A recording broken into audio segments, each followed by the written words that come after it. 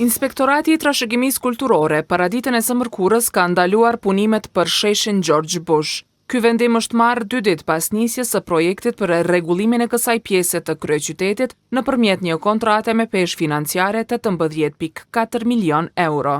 Deri te ky vendim, inspektorati ka ardhur pas konstatimit se Komuna e Prishtinës ka nisur implementimin e një projekti për të cilin nuk ka aplikuar për pëlqim nga Instituti i Kosovës për mbrojtjen e monumenteve.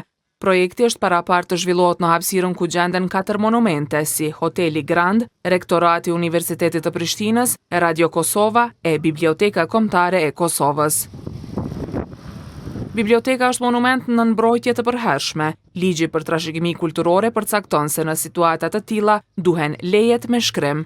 Përkundër ndalimit të punimeve, komuna gjatë ditës ka vazhduar me vendosjen e rrethojave te Biblioteka Kombëtare.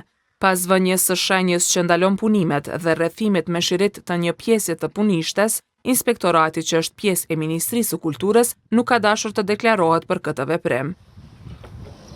I pranishëm në vendngjarje ka qenë drejtori i Drejtorisë Komunale të Transformimit, Gëzim Kastrati. Nëpërmjet një deklarimi të mëvonshëm me shkrim, ai i ka thënë kohës se kjo qasje bllokuese është puro politike. Ka tendencë që projektet e Prishtinës të bllokohen me çdo kusht. Në anën tjetër, ne po kërkojmë komunikim dhe dalin nga këto bllokada, por nuk po gjejmë këtë frymë të bashkëpunimit. Jemi në vit zgjedhor dhe këto bllokada janë të lidhura me zgjedhjet që kaluam dhe me zgjedhjet lokale të tetorit. Komuna e Prishtinës ka përvojë jo të vogël të lidhjes së kontratave e nisjes së punimeve pa marrë përgjimet e përcaktuara me ligj nga institucionet e trashëgimisë kulturore. Vjet, komuna kishte nisur realizimin e ishullit urban Arbëri Pallati i Rinisë. Meqense se edhe Pallati i Rinisë dhe Sportit mbrohet si monument, Inspektorati i Kosovës për mbrojtjen e monumenteve i kishte ndalur punimet që me vënien e tabelave pasi komuna s'kishte filluar përcaktimet ligjore për marrjen e pëlqimeve nga institucionet e trashëgimisë kulturore.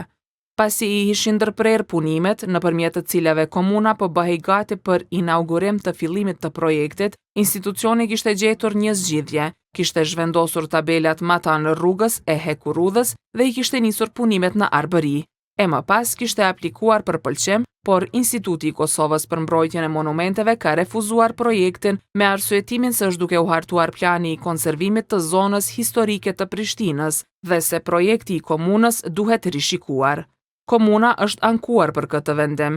Projekti ka kosto 6.5 milion euro dhe mbi 1 milion tashmi janë paguar kontraktuesit, megjithse puna nuk vazhdon.